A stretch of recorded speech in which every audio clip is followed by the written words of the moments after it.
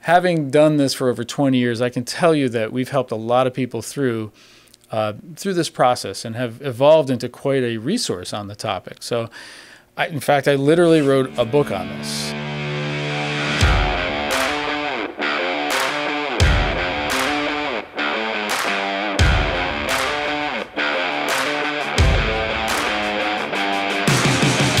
Hey everybody, welcome to the Blue Collar Wealth Podcast, and we call it that because it's a show about real finance for real people, and we often get asked what kind of clients do you work with here at Stonehouse, and what I always like to use the term is blue collar wealth, as you can see behind me. Our clients typically have anywhere from $500,000 to a couple $1 million saved up, but they don't really care about buying their fifth home in Bora Bora or buying a ticket to Mars on the next SpaceX launch. Instead, most of our clients are asking us about how do I squeeze more juice out of my retirement to live a long, happy, healthy life. My name is Bob Brown. I'm a certified financial planner and a founding partner here at Stonehouse Retirement Income Planners. I've had the privilege of helping many families plan and live their lives for over 20-some years now. I'm part of a growing team here at Stonehouse, and we've been seeing our clients go through tons of different things in their lives, and now, thanks to the beauty of these podcasts, we can share some of those stories and maybe some shortcuts and hopefully get you on track and stay on track with your own finances. So in this episode, we're going to talk about 5 simple steps to organizing your messy and personal finances. As we all slowly get older, hopefully we also build wealth. And wealth can come in different forms for each of us. But most of these things we accumulate and the stuff we collect begin to take up space either in our house or in our brains. And I won't insult you by asking you if you have more space in your brain or in your house, but I will ask you to consider how much simpler and easier your life might become if you had these things organized. So not just for your own peace of mind, but think about those in your life who are very close to you, who may have to step in either temporarily or permanently to help manage all this. So if this sounds like you, because you're already having thoughts like this bouncing around in your head, then I give you a lot of credit, because it means that you're a forward-thinking person and you're already considering a bunch of what-if scenarios in your head. If you're not thinking about this yet, but now you are because I just mentioned it, no worries. You're not alone in that situation. Many people that come to us at Stonehouse often come to us after they've reached their own tipping point, or unfortunately, maybe something has happened to a loved one. We help them sort it out because that's what we do here at Stonehouse. Well, by the end of this podcast, I hope that we're able to get you to a better place where you can understand why it's important to be organized, right?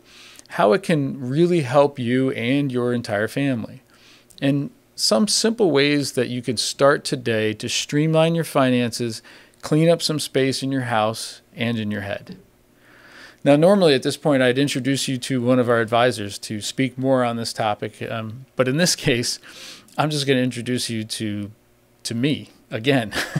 You see, having done this for over 20 years, I can tell you that we've helped a lot of people through this process and have evolved into quite a resource on the topic. So, in fact, I literally wrote a book on this. It's not really a book. It's kind of more like a booklet, but I don't know if anyone would take the time to read the entire book, so we just kept it as a booklet. We call it Lifestack, and you'll learn more about that. But this is going to be a key guide to this whole process we're going to talk about today. So let's dive into it. Here's the deal. The more moving pieces in your life, the more important coordination skills become.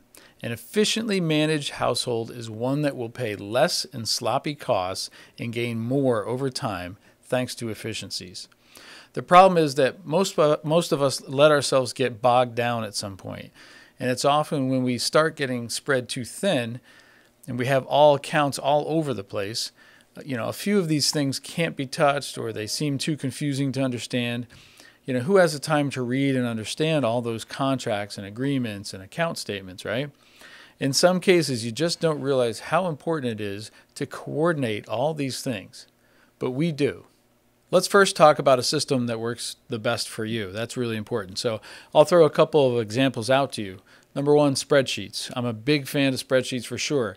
If you've ever used spreadsheets, then in your life anywhere, then you know that they're amazing things that can be absolutely wonderful for organizing data and adapting that data as you grow into the future and you move things around. So that's wonderful. They're really flexible. However, if you don't have any training or education in using spreadsheets, then you might not really want to invest the time it takes to learn how to do all that, which is why we have other options. For example, despite being a fan of spreadsheets, there's a big part of me that's old school. It's just the way it is. It's the way my parents raised me. So I just like good old paper files sometimes. But those two can be challenging for people when it comes to organizing their files, whether you do it alphabetically, numerically, or whatever system you have. So little caution there. Your laptop is another great thing, or your computer, your desktop. So if you're fairly a tech-savvy person, this could be a great option for you. And there's tons of storage on your space on your computer, as long as you know how to put it there, where it is, how to locate it, and how to secure it. Speaking of securing, another thing we want to talk about is the cloud. Now, I know there are a lot of jokes to be made about the cloud, but if you already know the value of the cloud and backing up your system, then I don't have to explain it. But if you're somebody who thinks of the cloud and still looks up when I say the cloud to see where it is, then let me do a little explanation. I'll be brief. What I'm referring to when I say the cloud is I'm simply saying that if you're storing files on your computer, there are various programs out there that you can use to back those files up. It sounds crazy, but if your computer gets hacked or you spill a cup of coffee on it, yeah, these things actually do happen to people, then having your entire system backed up to a database that's off-site or out of your house is very helpful. So we recently had somebody who spilled water on their computer. It was a bad scene, but the good news is once they had a new computer, it took them about 30 minutes to get it all back up and running with all the stuff that was on their old computer. So that's how helpful the cloud can be. The second step seems easy, but probably takes the most time. Gather your data. Do the work. Look for all your assets, your statements, your contracts, whatever else you have that you feel is important. This is usually where everybody falls short. They look for everything in about like an hour or so, and if they don't find something, they make that mental note to look for it, but they never follow up, and so it becomes an unfinished task that frustrates them and those around them because it never gets done. Get it done.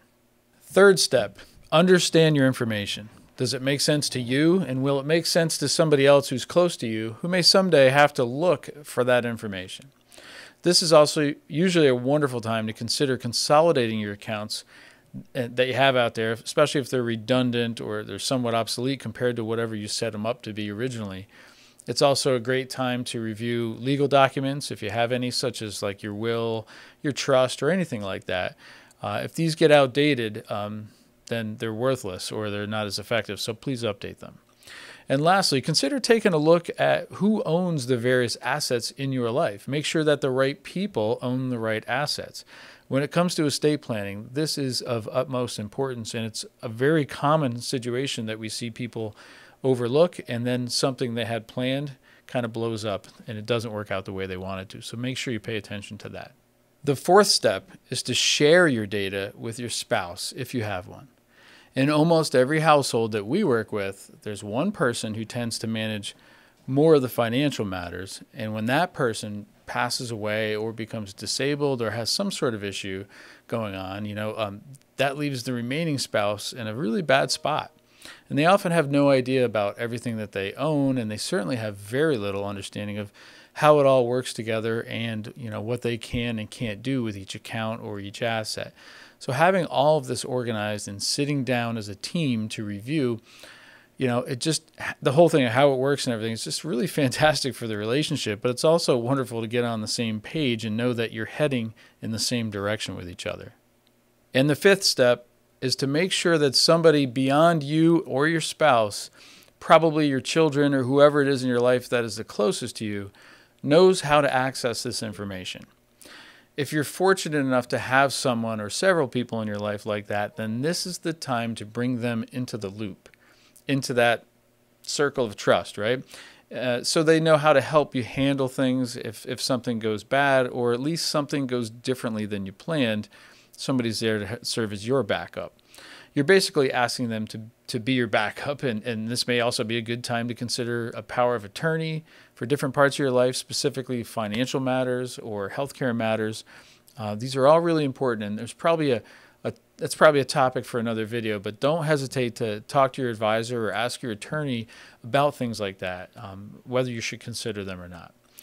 We've helped many people here at Stonehouse who were scrambling to pick up the pieces after their loved ones had passed, and it's always sad to think of how easily that could have been avoided if they had a clear understanding of what was owned, where it was, and how to access it before all that happened.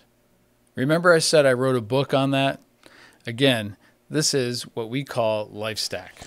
This is the booklet here, financial asset page, and there are many pages like this where it lists it all out here. So within Stonehouse, we use this Lifestack system, which we custom design for our clients because it's a way of changing chaos into order.